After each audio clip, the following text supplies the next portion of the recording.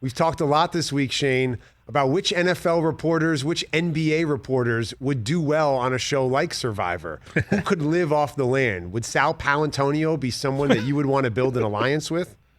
Well, first of all, that written segue was incredible. You delivered that with intense passion.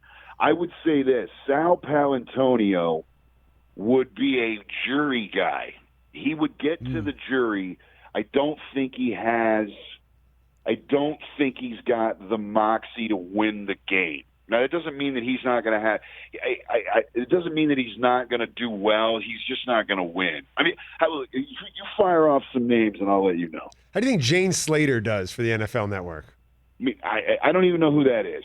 We got to move on. I have no disrespect to James Slater. Who's James Slater? Jane Slater works for NFL Network, covers the Cowboys. She was very passionate about her odds of hunting for food. She thinks she's very resourceful. Who else is on the list, Brockman? I think Mina Kimes is someone that could go all the way, Shane. You like her?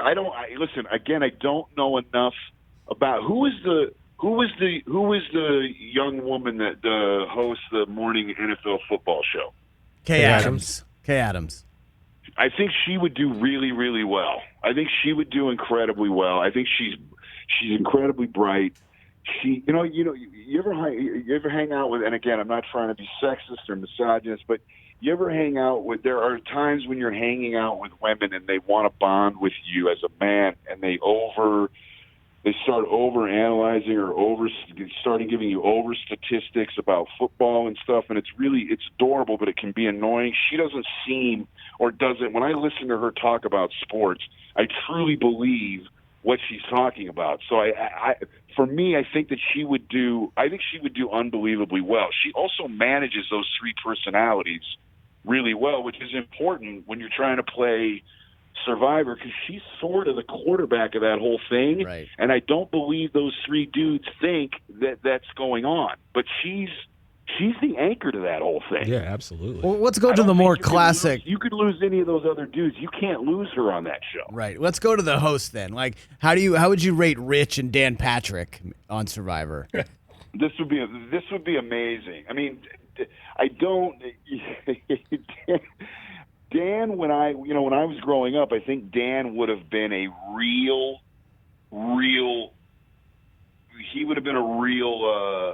chance to win it.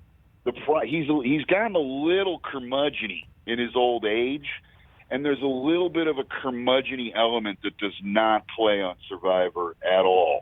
Now how about this? He's got enough. He's super charming. So a little bit of if he can stay in the charming lane with the sort of curmudgeon-y older guy, he might have a shot. But I would say his chances were way better 20 years ago than they are now. Also, Dan's got himself a real life. Like he's all the way set up, and so when that's the other element you guys don't understand. You put Dan Patrick on an island with no food and no water, and he's like, yeah, no, that's not what's going on. I mean, there would be a severe, that's not how I live my life anymore. So Rich would have a better shot than Dan, but when they were both in their prime, I believe Dan has a better shot than Rich. I believe there was a little bit of when Rich was young and coming up, there was an excitement to him that was infectious, but I think also that excitement could have been annoying, especially if you haven't eaten in 15 days. You got like a real go-getter, overexcited in life kind of guy. You're like, bro, you got to take that elsewhere. I haven't had a shower in 3 weeks, dude. I am not trying to be overexcited about nothing right now. Yeah, you haven't bathed in 3 weeks. You don't want to talk about archery highlights from the Olympics. I totally get it. Who would be the favorite then, Shane? We'll leave with this one. Who's the favorite for NFL Reporter Survivor? It's interesting. You didn't bring up Stephen A. because he would be out like in the first three, right? He's too much.